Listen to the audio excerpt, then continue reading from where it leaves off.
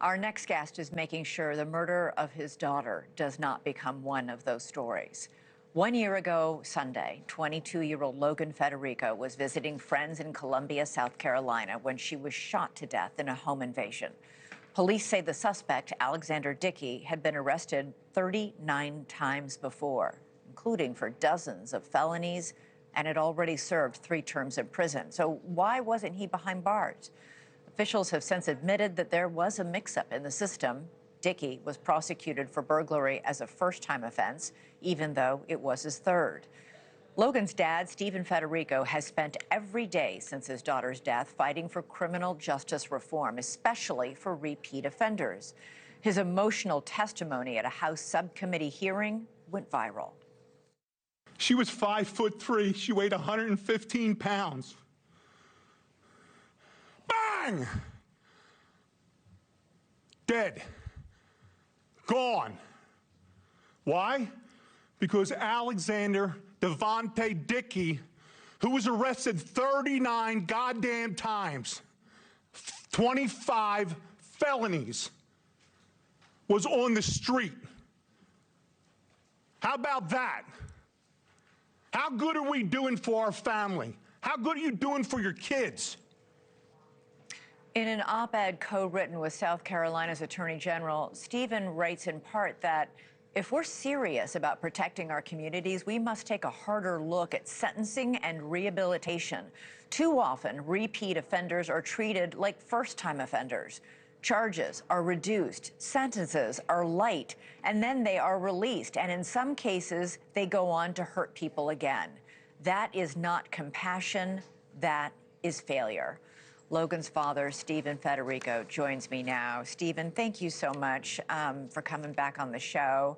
First of all, it's been, a year, and it must have been absolutely agonizing for you that Stephen Dickey is still in jail awaiting trial. What's the status of this case?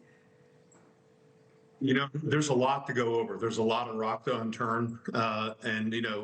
We've been working with state, local, federal officials, from politicians to law enforcement. We're making sure this gets done right. And you have to. I've learned a lot in the last year. I've learned a lot of, you have to kind of be patient a little bit when you want to push a little harder. But most is you don't want any stone to go unturned. You initially wanted federal prosecutors to handle this case because you say the state failed, and they had failed before in letting Dickey be free when he should have been still behind bars. They admit they made a mistake. They tried him, for his third burglary and gave him a sentence that would be a first-time offender sentence. What's the update? Who is handling the prosecution of your daughter's case?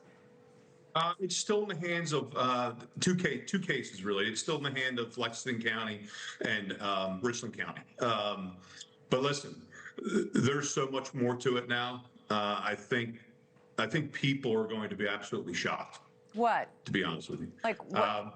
It's still an open investigation, so I can't really say. But there's so much more to how this happened to Logan that it's going to make people sick. What was this man doing? Was he just randomly robbing houses that night? Because your daughter, she was just visiting. She didn't live in this house. Right. He couldn't possibly have targeted her. No, from what I understand, his crime spree started earlier in the day, I believe, with a stolen car, if I'm not mistaken, in a police chase, in a pursuit that ended up in an accident where he ran from them or somewhat, and then ran through backyards and ended up at both houses. And, just really just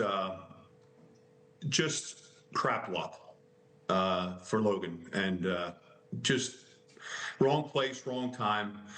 But I think Logan will be the face of change for the nation. And I think she deserves that. Yeah.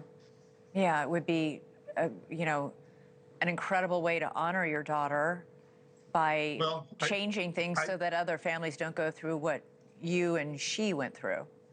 Yeah, well, it's not just me; it's my family. It's everybody. It's the people that she affected throughout her life. But you know, the sad thing is, was this her predetermined destiny? That she was so loved that this had to happen to somebody like her to create change needed, and not just in South Carolina. It needs to be changed throughout our nation.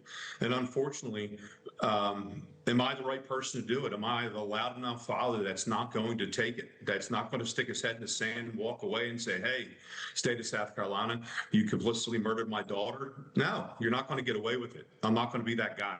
I'm not going to be that father. You actually hold the state of South Carolina as responsible in your daughter's death? Absolutely. Not for the physical murder, but there was systemic failures that were so avoidable that there needs to be oversight, there needs to be change. And at the end of the day, when this comes out, I believe we have enough support in the state of South Carolina where they believe there needs to be change.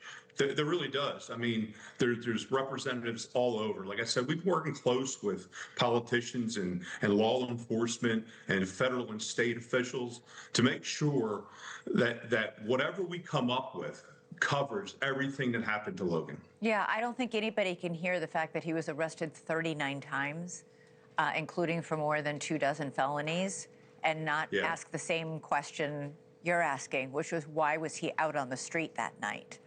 Well, we're going to answer that. Yeah. And we're going to answer that in the loudest way.